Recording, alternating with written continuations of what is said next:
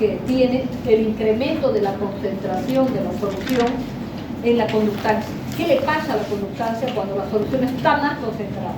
En otras palabras, yo tengo la concentración de cloruro de sodio aquí. Si la concentración de cloruro de sodio es 0,1, la conductancia va a ser 106. Pero si la concentración diluye la solución, o sea, más diluida, ¿de acuerdo? 0,01, ¿qué pasa con la conductancia? Se aumenta, ¿no ves? Mientras más diluida, dilución infinita, la conductancia se aumenta más. Entonces tiene un sentido, es inverso, ¿cierto? Diluir la solución incrementa la conductancia.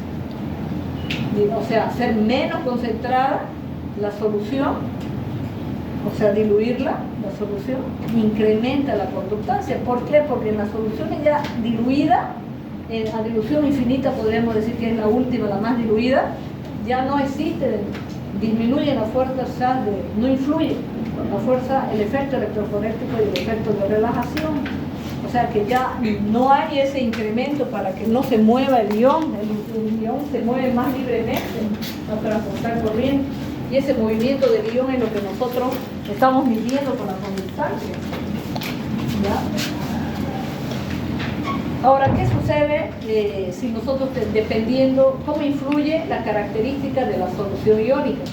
Nosotros podemos tener una solución de electrolito débil y también de electrolito fuerte. En este caso, cuando yo tengo un electrolito fuerte, ¿cuál es? Es el cloruro de sodio, un electrolito fuerte. El ácido clorhídrico también es un electrolito fuerte. Entonces, vamos a ver que si nosotros determináramos la conductancia equivalente de una solución iónica y preparamos varios matraces, imagínense, con diferentes concentraciones de cloruro de sodio o matraces con diferentes concentraciones de ácido clorhídrico y medimos la conductancia, vamos a tener pares ordenados. ¿Qué pares ordenados? Variando, cada uno de estos tiene que ser, por ejemplo, si yo quiero tener este cuadro, tengo que tener matraces con diferentes concentraciones. ¿Ves? Poner a ese matraz en un vaso de precipitado y ir midiendo su conductancia. Primero, para esta solución, y aquí voy a graficar que la raíz cuadrada de la concentración, pero son soluciones de diferente concentración. ¿Ya? Porque aquí yo voy, es 0,1, 0,2, 0,3, pero raíz cuadrada de la concentración. Voy a tener los valores de conductancia y si los grafico en el eje Y pongo la conductancia y en el eje X pongo la raíz cuadrada de la concentración, voy a tener una recta con diferentes pendientes para los electrolitos fuertes, como es el ácido clorhídrico o el cloruro de sodio. Una recta. ¿Por qué digo que es una recta? Fíjense, porque aquí Y es la conductancia equivalente y la X es la raíz cuadrada de la concentración, son las dos variables. Y esta B de aquí es la pendiente de la recta, ¿ya? Que es negativa. ¿Por qué? Porque la pendiente está inclinada hacia abajo, no así, ¿no? Ustedes aprenden en matemática eso, que la pendiente es negativa, por eso la recta está así. Si estuviese así, la pendiente era positiva, esta de aquí, porque ese símbolo negativo es de la pendiente, ¿no es? Y esta es el valor de la conductancia cuando la concentración es 0 del electrolito. O sea, si yo extrapolo aquí a 0, este valor de la conductancia para esta recta. ¿Ya? ¿De dónde saco eso? De la interpretación de las rectas que se ha encontrado. ¿Ya? Esta recta se puede encontrar en forma experimental. Ustedes miden la conductancia y de diferentes soluciones que tienen diferente concentración, le sacan la raíz cuadrada de cada concentración y lo grafican y van a tener que siempre va a cumplir una recta. ¿Ya? En cambio, si yo tengo un electrolito débil, como es el ácido acético, por ejemplo, ya no se cumple que sea una recta, no se cumple esta ecuación. ¿Por qué? Porque existe una constante de disociación, porque el ácido acético es un ácido débil, que ya acuérdense de la constante de disociación. No todo el ácido acético va a tender a ionizarse, sino que hay una fracción que se disocia. Y entonces para el electrolito débil existe una constante de disociación. Y por eso, si yo puedo graficar los pares ordenados que obtengo al medir la conductancia de diferentes soluciones iónicas de ácido acético, voy a ver que es esta curva, no es una recta su gráfico. ¿Ya? Entonces eso se puede observar para un electrolito débil. Y todo esto nosotros, ¿cómo lo podemos utilizar? Lo podemos utilizar, vamos a ver en los usos de farmacia en la otra diapositiva ya. Sacando ahí que las soluciones electrolíticas se comportan en forma ideal, podemos decir de esa manera, solamente cuando están muy diluidas, es decir, a dilución infinita, en donde los iones se pueden mover libremente sin que influya el efecto electroforético y el efecto de relajación. ¿Ya? Entonces, vamos a decir que la conductividad equivalente límite, que es esa conductividad ahí, el sombrerito con el cerito, que es la conductividad equivalente límite, quiere decir a dilución infinita eso, donde está muy diluida la solución, se puede calcular y se la puede, ¿por qué? Porque se la puede calcular inclusive en los libros, se encuentra las conductancias iónicas equivalentes de cada ion. Esta es la conductancia iónica equivalente de cada ion, porque esta conductancia a dilución infinita va a ser la suma de las conductancias iónicas equivalentes del anión y también del catión a dilución infinita, cuando está muy diluida la solución. Y estos valores de conductancia iónica se encuentran en tabla. Entonces la conductancia iónica equivalente es una medida de la movilidad del ion bajo la influencia de un campo eléctrico, porque está conectado a un dispositivo de diferencia potencial, siendo de esta manera la medida de la capacidad de transporte de la corriente. Vamos a ver que estas conductancias iónicas equivalentes, o sea, cuando ya la conducción está muy diluida, eso es lo que le digo yo que está en los libros, las conductancias iónicas equivalentes. Y aquí nos fijamos nosotros que el protón, el hidrógeno, es el que transporta mayor corriente, fíjense, 349.8. Él transporta ese ion. De allá el oxidrilo también es el que le sigue, el que transporta 199. En cambio el litio, el sodio, son esos valores que van a transportar de corriente, fracción de corriente que van a transportar cada ion.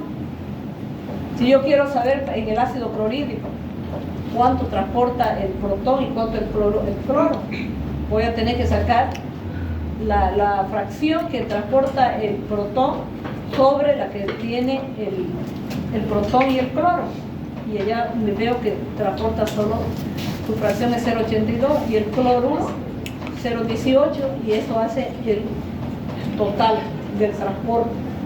El total que yo puedo detectar de la solución es 0, porque 0,82 más 0,18 ¿cuánto es? 100. Es 1, ¿no ves? El total de las dos. Entonces, el que transporta más es el protón, casi todo, el 0,82. Y el cloruro es 0, solamente 0,18.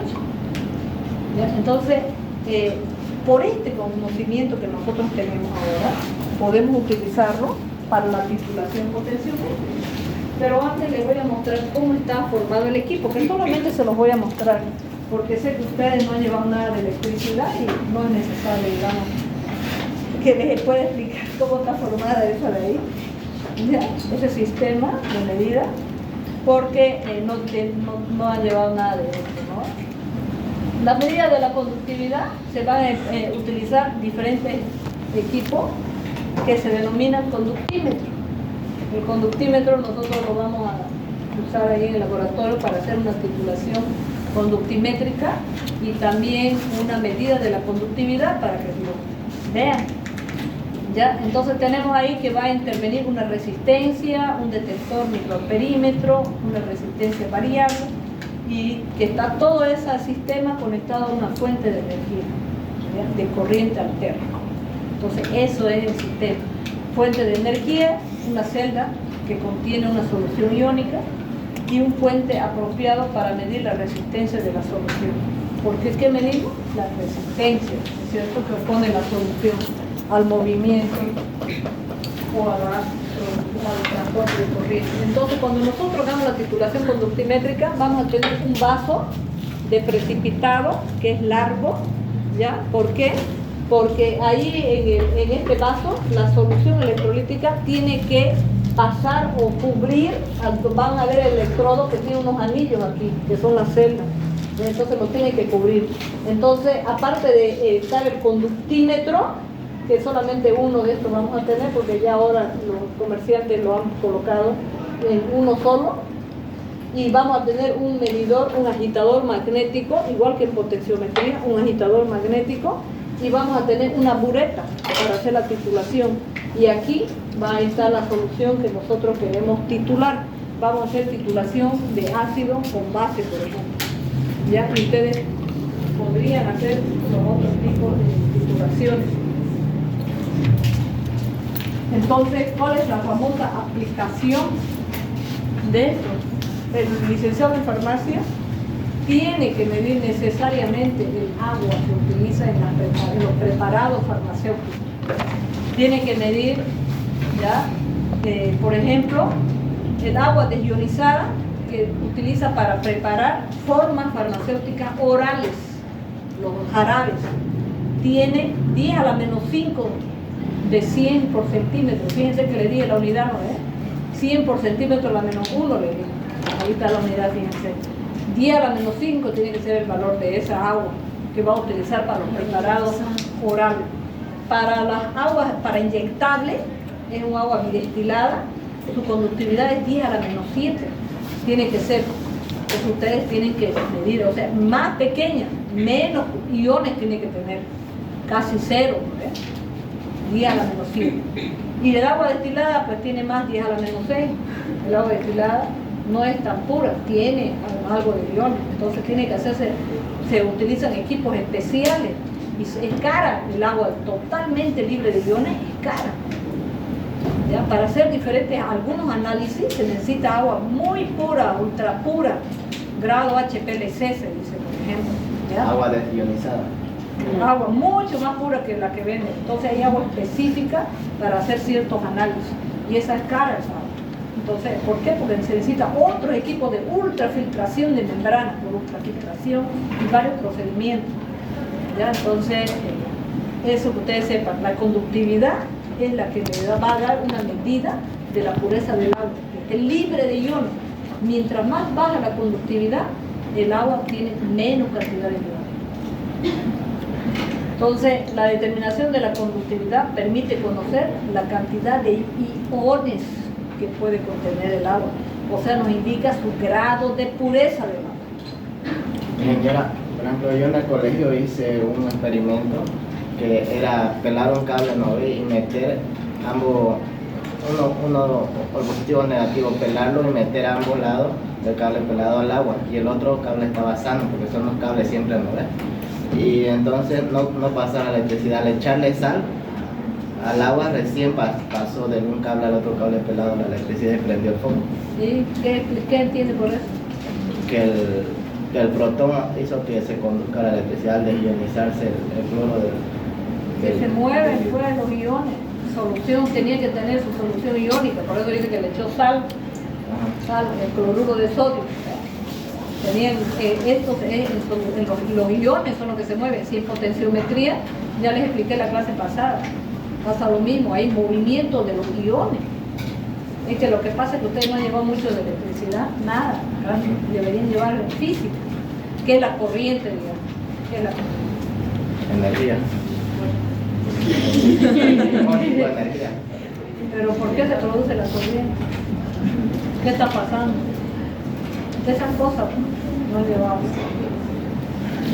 Las neuronas. ¿Ah? Las neuronas, por ejemplo, ¿Neurona? La neurona transmite electricidad hacia los músculos esqueléticos y produce movimiento. Las neuronas. Me está hablando de las neuronas. ¿Dónde están esas células? ¿Son células o qué? Ajá, son células. Son ¿Dónde células están? del sistema nervioso central y periférico. ¿Dónde están las neuronas? Reaccionan por medio de canales ionotrópicos activados por voltaje del ácido gamma Ya, pero ¿se aprendió de memoria o lo entendió? Recién dimos examen de eso ayer. Por razón se acuerda. Ya, pero las neuronas son las células. Son células que forman el cerebro, ¿no? Ajá. Y toda la comunicación nerviosa de las dendritas, ¿cómo se producen?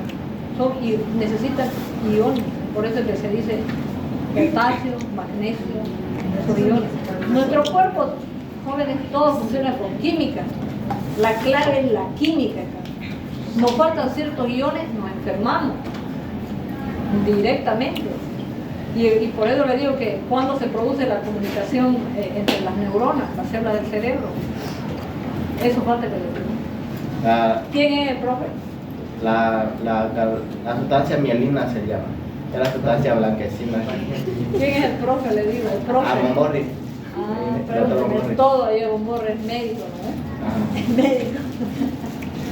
Ahí tiene que saber a mí me dijeron que tengo que dormir antes del examen para la comunicación entre las neuronas se producen cuando duermo, es verdad. Me viene y me explica, mira detalle, se lo aprende un día no le vaya a explicar a Bomborri. Yo mareado al tío. Ya.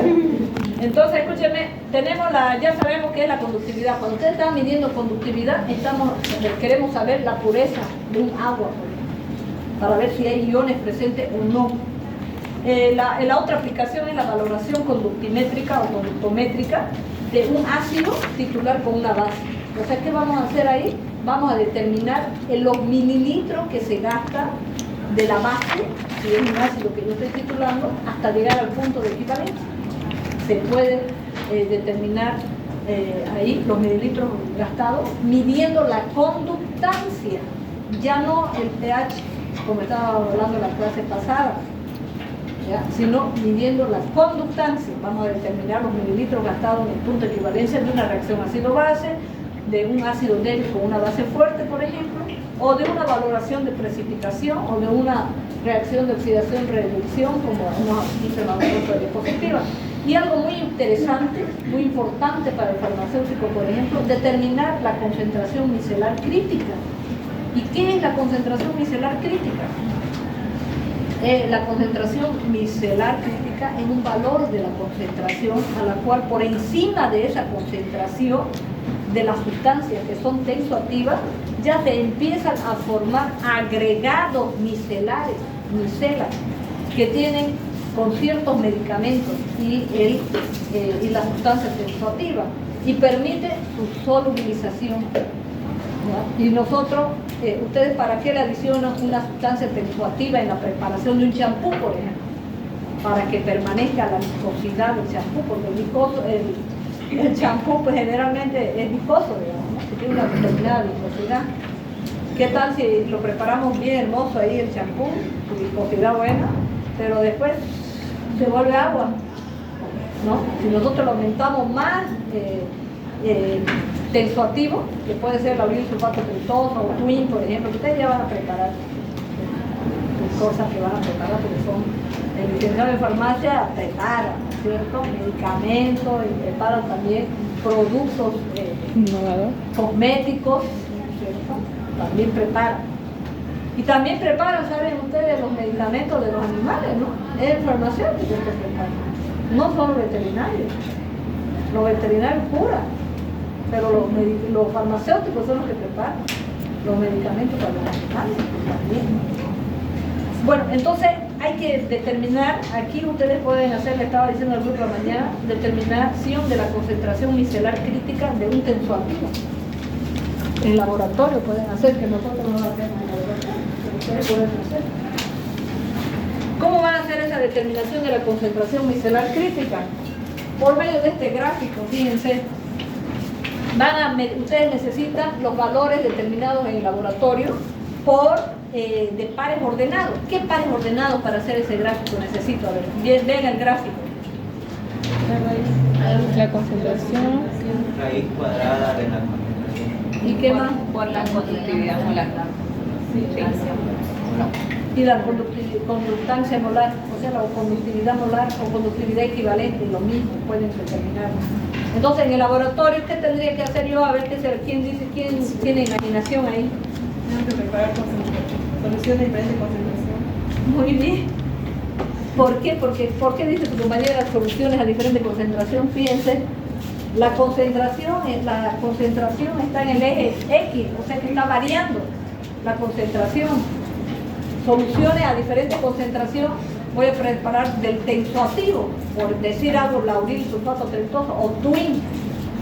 Ya preparo diferentes concentraciones, diferentes matraces con diferente concentración, y a cada uno le mido su conductividad.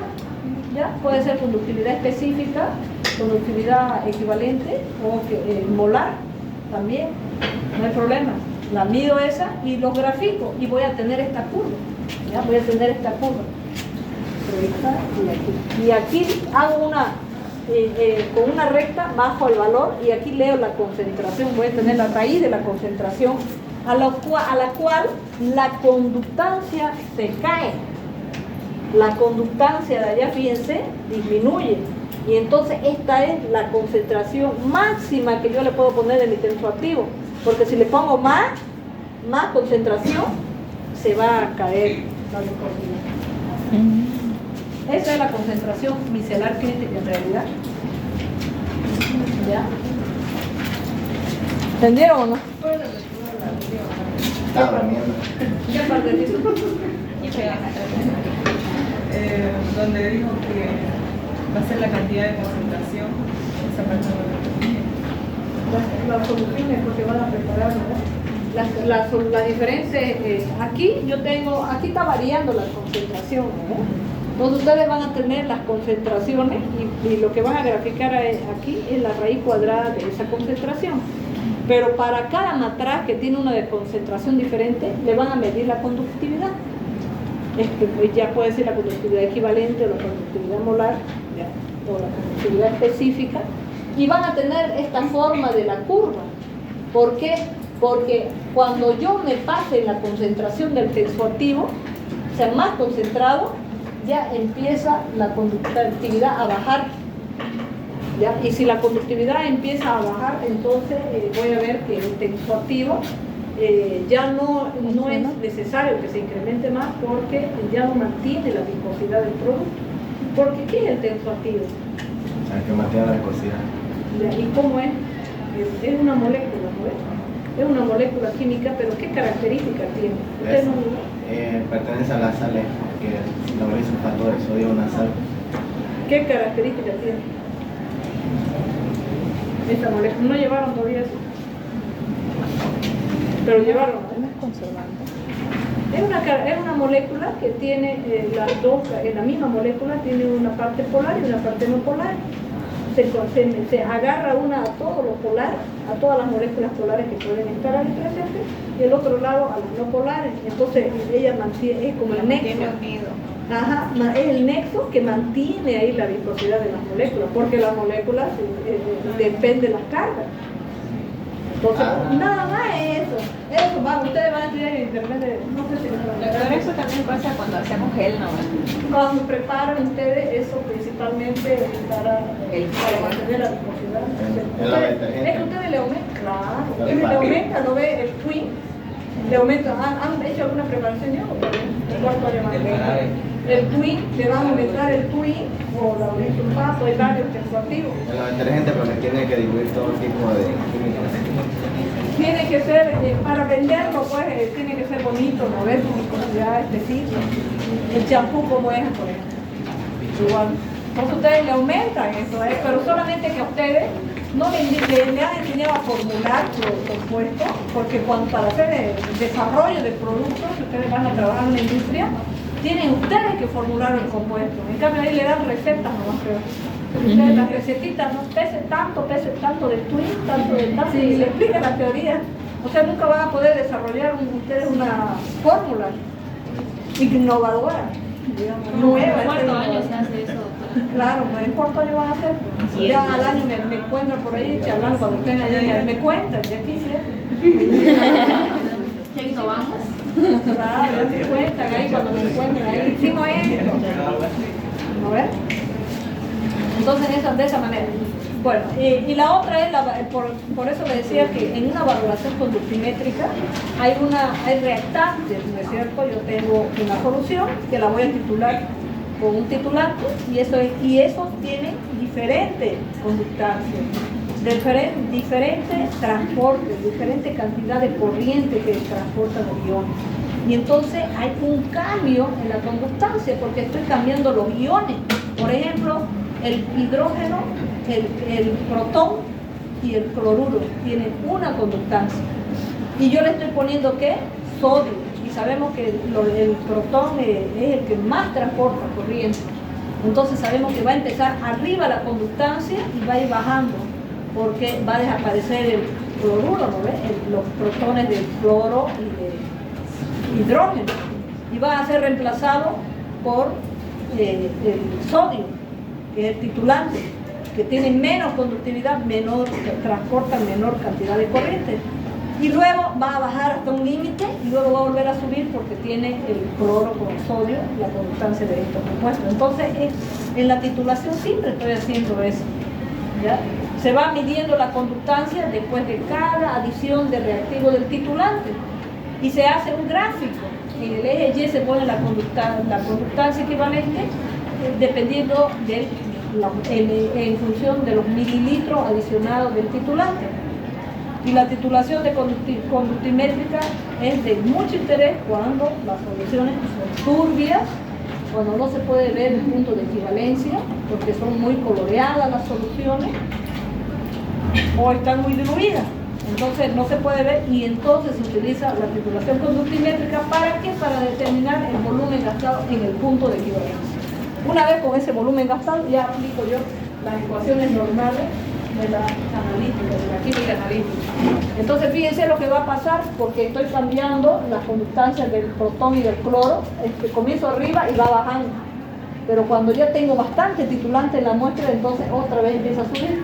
Aquí yo hago una recta hacia abajo y leo el volumen gastado. El volumen gastado en el punto de equivalencia. Y eso es lo que yo necesito. Pero para hacer este gráfico, en el eje Y tengo que poner la conductancia que he medido, pero multiplicada por un factor, porque he adicionado disolvente y eso puede influir. Entonces el factor, ¿cómo lo voy a calcular? Va a ser el volumen inicial que tenía más el volumen que le voy a adicionar el titulante dividido sobre el volumen inicial.